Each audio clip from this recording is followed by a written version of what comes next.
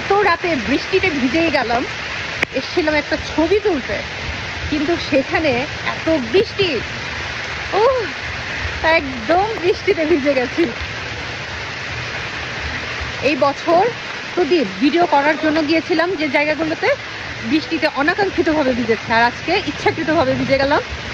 ও তাও আবার এত রাতে, আর ভেতরে তো প্রচুর ঠান্ডা, জ্বর, তার ভেতরেও বৃষ্টি।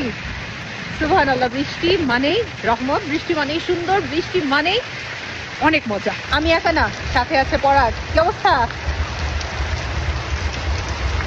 রাত বাজে 2টা, এই হতে ব্লগারদের ক্যামেরার আত্মজীবনী।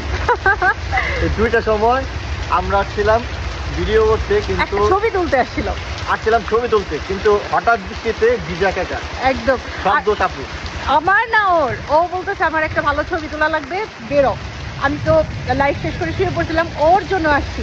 আচ্ছা বল, এতদিন তো বৃষ্টিতে ভিজেছি অনাকাঙ্ক্ষিত ভাবে, আজকে অনেকক্ষণ দাঁড়িয়ে, অনাকাঙ্ক্ষিত কিন্তু দাঁড়িয়ে থাকার পর ভাবলাম ভিজেই যাই আজকে। কিন্তু তোমাকে নিয়ে বের হলেই বৃষ্টি শুরু হয়। হ্যাঁ, এইটা ট্রু।